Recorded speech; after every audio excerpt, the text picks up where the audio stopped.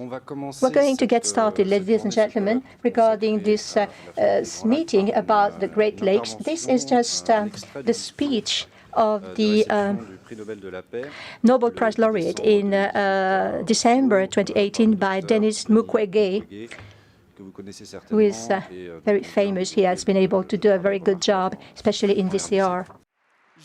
My name is Denis Mukwege. I come from one of the richest countries on the planet, and yet the people of my country are amongst the poorest in the world.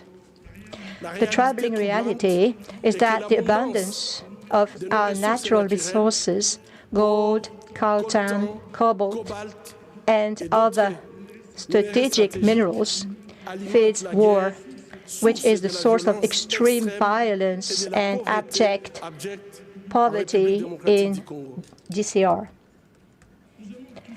We like fancy cars, jewelry, and gadgets.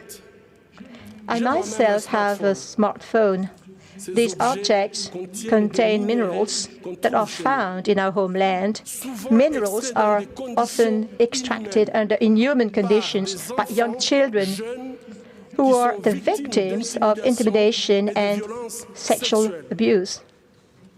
When you drive your electric car, when you use your smartphone, when you admire your jewelry, think for a moment about the human cost of making those objects. As consumers, the least we can do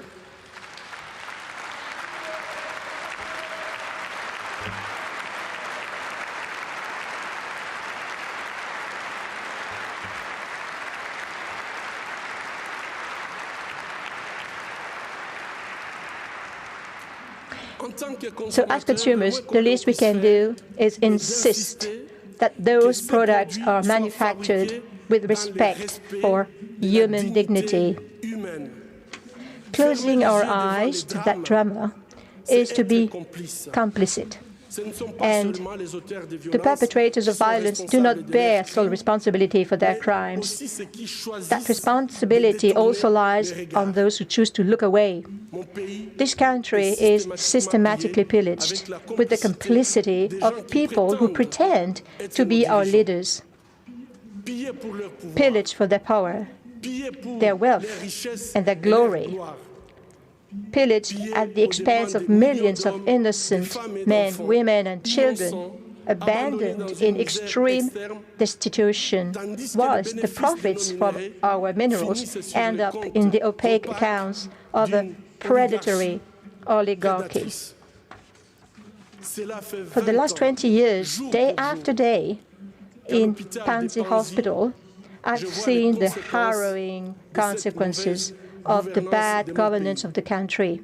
Babies, girls, young women, mothers, grandmothers, as well as men and boys cruelly raped, often in public and in groups, by the insertion of burning plastic or blunt objects into their genital parts. I shall spare you the details. For over 2 decades, the Congolese people have been humiliated, mistreated, massacred, with the full knowledge of the international community for more than 20 years. Today, thanks to new information and communication technologies, no one can ever say, "I did not know." With this Nobel Peace Prize, I call upon the world to be a witness, and I urge you to join us to put an end to that suffering which shames our common humanity. The inhabitants of my country desperately need peace. Nevertheless, how can peace be built on mass graves? How can peace be built without truth or reconciliation? How can peace be built without justice or reparation? As I speak to you, ladies and gentlemen, a report is moldering in a desk drawer in New York. It was drafted at the end of a professional and rigorous investigation into war crimes and human rights violations perpetrated in the Congo. That investigation explicitly names victims, dates, places, but it sidesteps perpetrators. The mapping project report drawn up by the United Nations High Commission for Human Rights describes no fewer than 617 war crimes and crimes against humanity, and perhaps even crimes of genocide. What is the world waiting for the report to be taken into account? There is no lasting peace without justice, and justice is not open to negotiation. Let us have the courage to cast a critical and impartial gaze upon events that have lasted for too long in the Great Lakes region. Let us have the courage to reveal the names of the perpetrators of crimes against humanity, so that they are no longer able to throw that region into mourning. Let us have the courage to acknowledge our past mistakes. Let us have the courage to tell the truth and to carry out work on remembrance.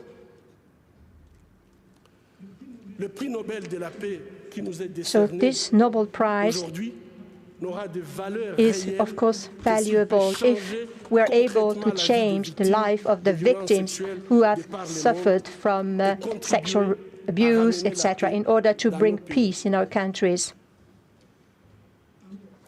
In this respect, what can we do? What can we do? First, what can you do? First, this is the responsibility of all of us to act in that regard. To act is a choice.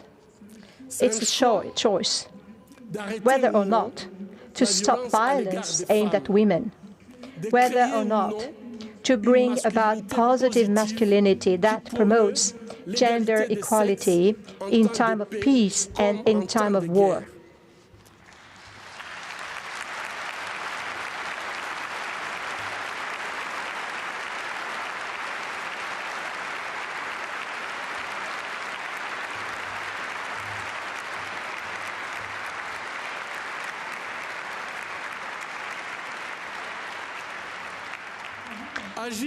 It is a choice whether or not to support a woman, to protect her, to defend her rights, whether or not to fight beside her in countries ravaged by conflicts.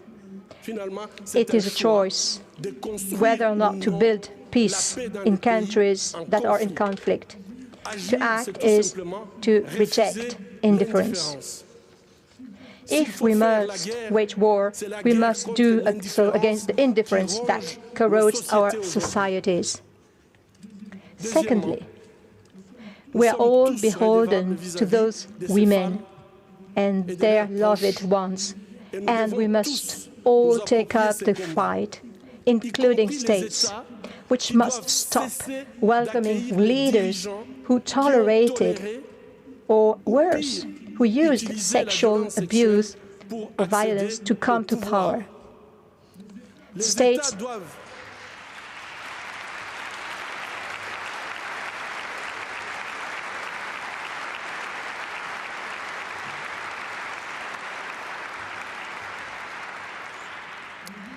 must stop giving them a red carpet welcome, and instead must draw a red line against the use of rape as a weapon of war. A red line that would be synonymous with economic and political sanctions, as well as legal proceedings.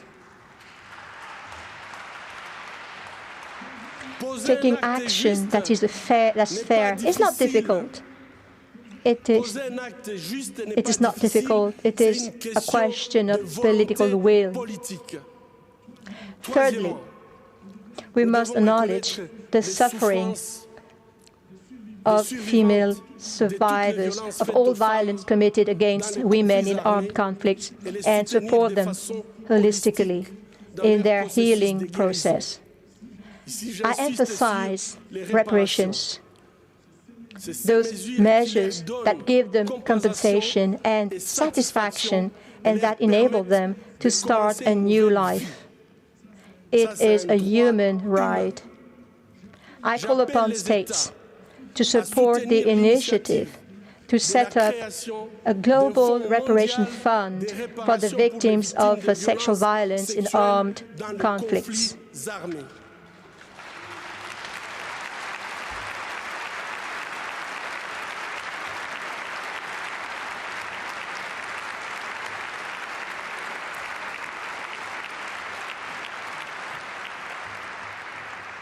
Fourthly, in the name of all widows, widowers, orphans of massacres committed in DCR, and in the name of all peace-loving Congolese people, I call upon the international community to finally consider the mapping project report and its recommendations. And this is important from the legal profile.